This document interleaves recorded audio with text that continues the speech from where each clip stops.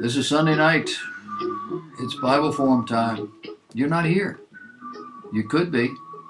You could be in the chat room. You could be watching live. I'm going to talk to you a little bit about Corona news. It's in the news. We look at it every week. It's the thing that's going on. In an effort to staunch the flow of Corona deaths, what did we do? We destroyed constitutional rights. We shed a few dozen million jobs and watched tens of thousands of people die. Oh, and we turned Americans against one another all the way from the state to family levels. But at least gross domestic product didn't take it too hard, right? Not exactly.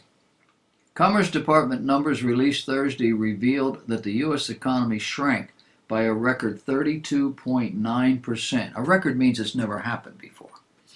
And that was in the last quarter, in what Bloomberg News called the sharpest downturn since at least the 1940s. 1940s? Oh, that was World War II, wasn't it? And its aftermath. So what about those rebellious Swedes, the ones who refused to play ball with all-knowing scientists and ridiculously tunnel-visioned medical establishment? They didn't mandate masks. They didn't publicly shame or quietly shun neighbors, friends, and family who dared bear an uncovered nostril.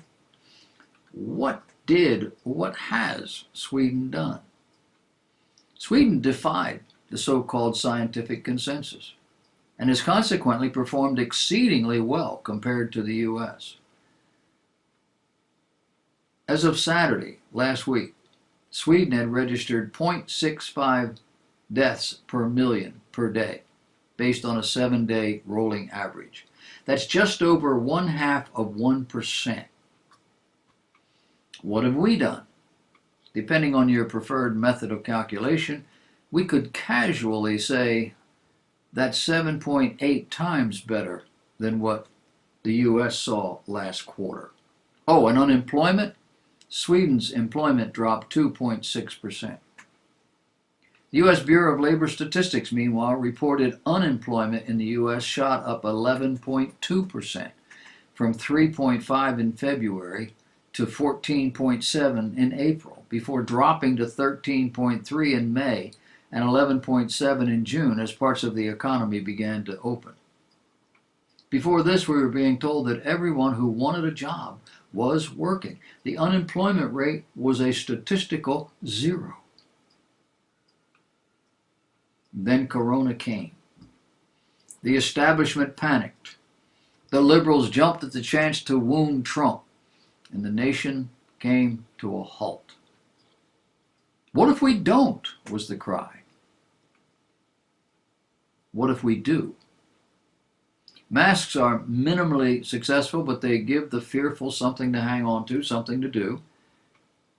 Less than 3% of our population is really at risk, apparently. 34,000 people died last year from flu. That's 5%.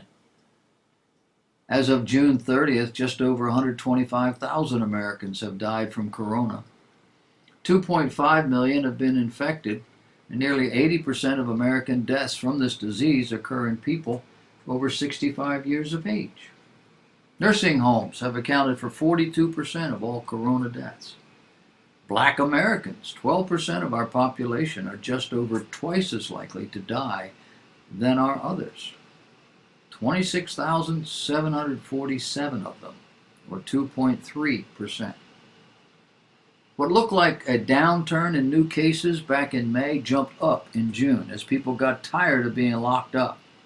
And mostly young people broke out, gathering in large groups to have fun. Did you know, in terms of communicable diseases, more people die each year from lower respiratory disease than corona? Over 7,000 a day, as opposed to corona's average of 4,800. That's here in the United States. And there are 3 others They kill off another 85,000 people every year. But they're congenital. Cardiovascular diseases, cancers, respiratory infections. While in the Netherlands, they refuse to wear masks. Why?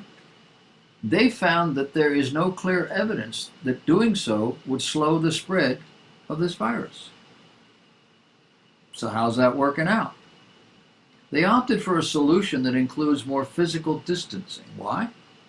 Because from a medical perspective, there's no proven effectiveness of masks. The Netherlands also announced July 1st it would lift the lockdown restrictions. However, they have seen an increase in cases since then, according to Reuters. Dutch officials are not alone in their skepticism of facial coverings. Swedish officials, who did not run to shut down the country at all, these chose instead to seek an approach that relies on citizens gaining herd immunity, meaning the more we interact, the quicker everyone achieves some sort of immunity. While other European nations have experienced new spikes in infections, Sweden reported a 54% decrease in cases per 100,000 people over the 2-week period ending this past Wednesday. That according to Newsweek. Everybody has their opinion. You have yours, I have mine. Reasonable care is prudent.